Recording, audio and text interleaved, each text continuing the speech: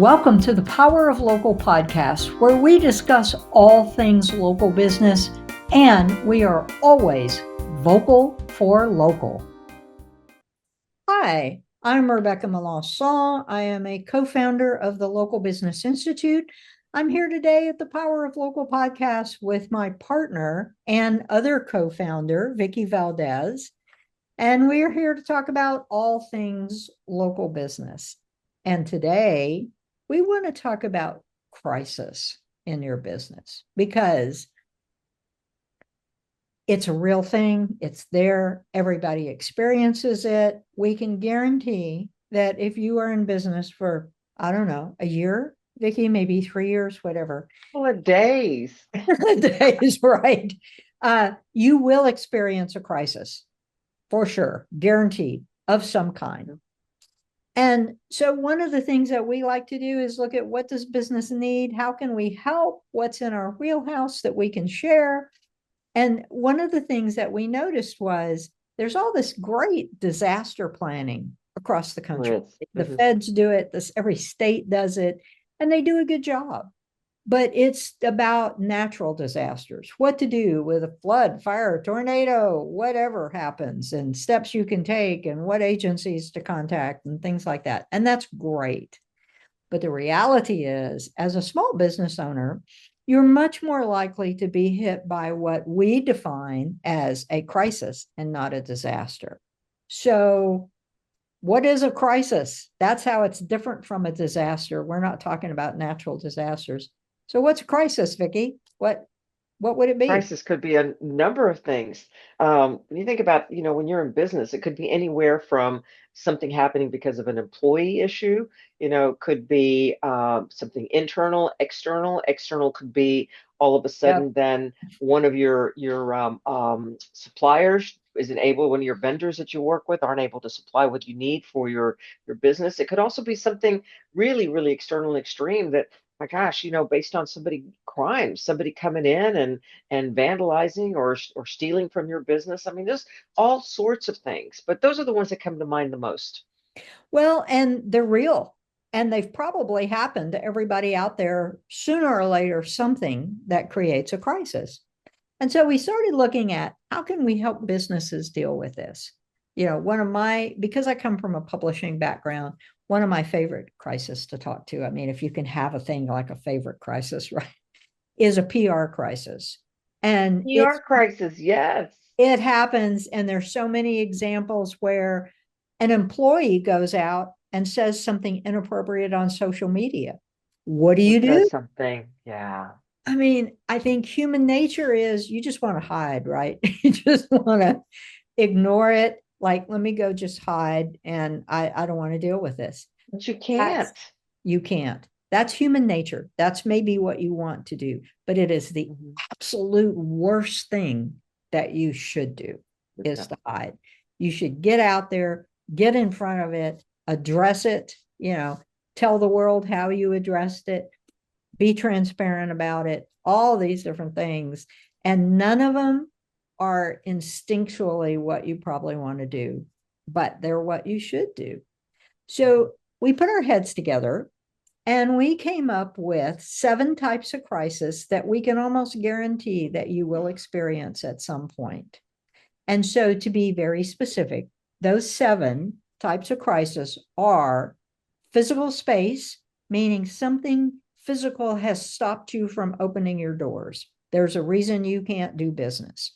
Public relations, like I just talked about, things happen that you have no control over that can negatively affect your business in a public relations way. So how do you handle that?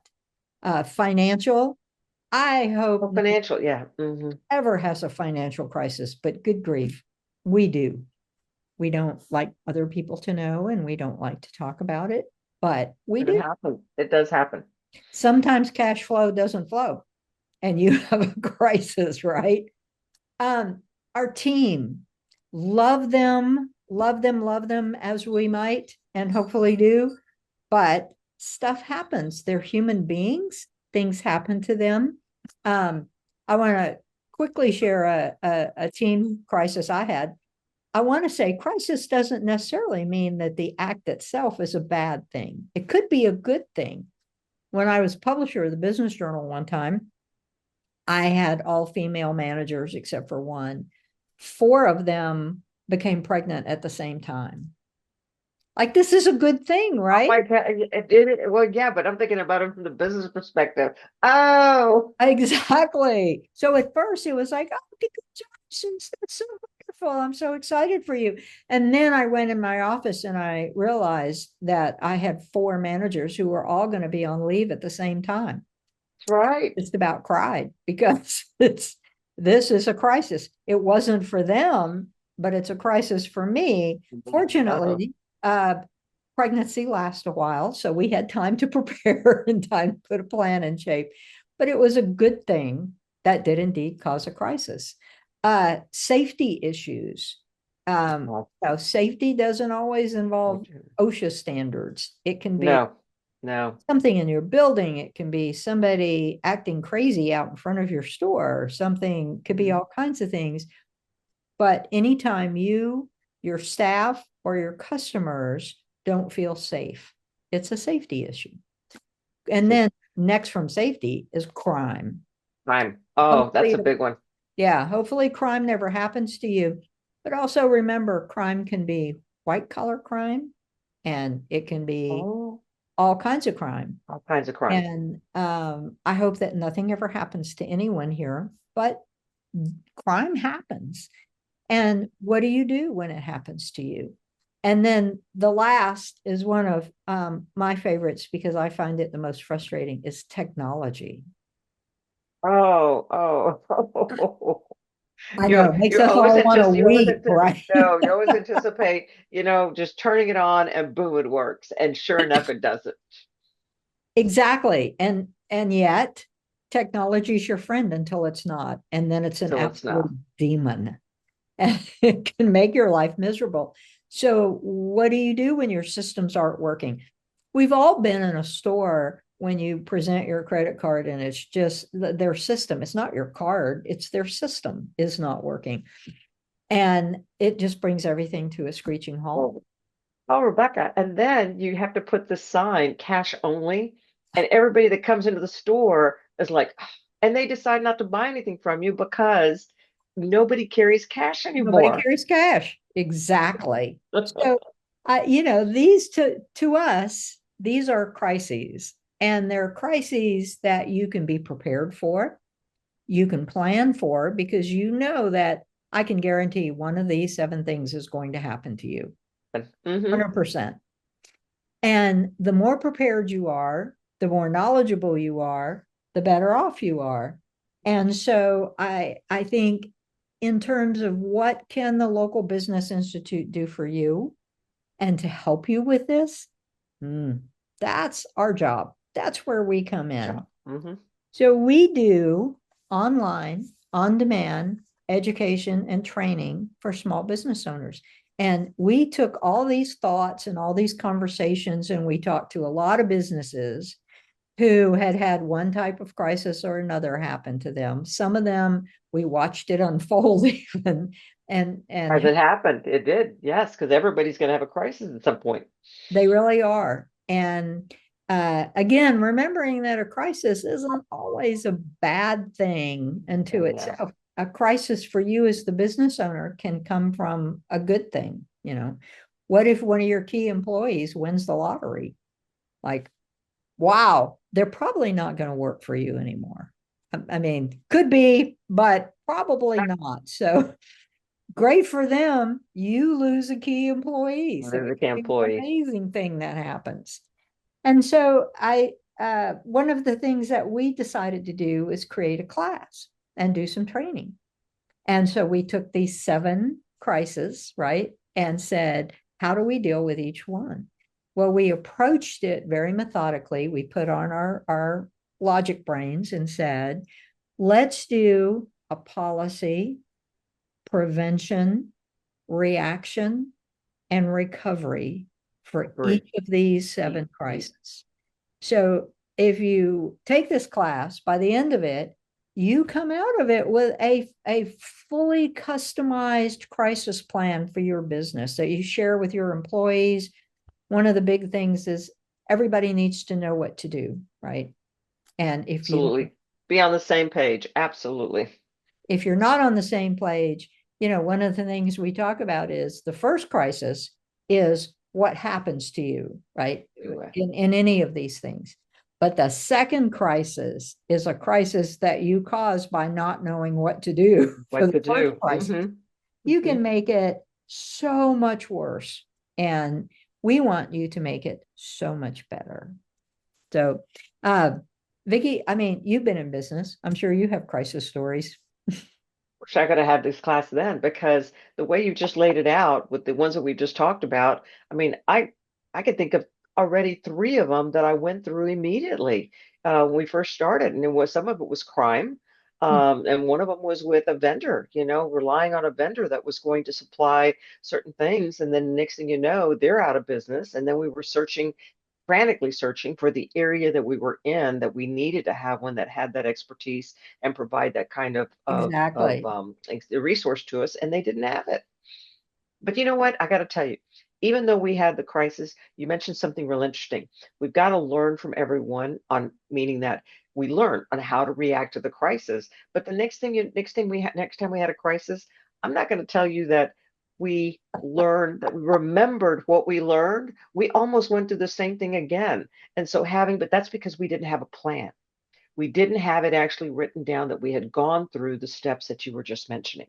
Had we done that, we probably would have been in a better place. No, I know we would have been in a better place. But yeah, it was like starting all over again with another crisis, even though we were successful in working through the first one, but we just didn't have the thought to do that same thing again the second.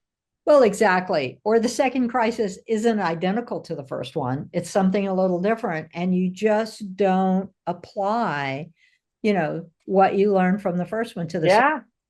Yeah. Yeah. And when you have a team who doesn't have a clue and doesn't know what's going on or what to do, or one of the team crisis that we talk about is what happens if something happens to you? Exactly. And exactly. how do your managers or employees, how do they know what to do? They don't. If you're out of commission in most small shops, nobody else knows what to do. So a plan is essential, but to think through these steps and be ready will definitely lessen the effect of whatever crisis comes your way. Absolutely. Even the good crisis. And I hope if an employee wins the lottery, that it's you that wins it. That's a crisis you can deal with. We don't address that in the class, by the way, what to do in the lottery. But it's there. So I'm going to do a pitch for our online school. We have something called the LBI Virtual Campus. And on the virtual campus, you can see all the different classes that we offer, all the different trainings that we offer. We're a nonprofit. We are here to help you. That's why we exist. And that's why all these classes were created out of a need that we saw or heard or experienced. When we see something like that and we see a need, we look around first to say, who else is satisfying this need? And if there's somebody doing it and doing it well, that's great. We don't duplicate that. But if we see, wait a minute, nobody's really talking about this in terms of a small local business. And that's why we say we speak local, because we write these trainings for you specifically. And on that note, I think we're out of time today, but always vocal for local. That means you. And we want all of y'all to be vocal for local too. And go visit our campus. It's the LBI Virtual Campus. You can find it on our website. Take a look and see if there isn't something there that could help you. We're glad to be here for you. They'll take care. Thank you for joining us today for the Power of Local podcast, where we encourage you to always be vocal for local. See you next time.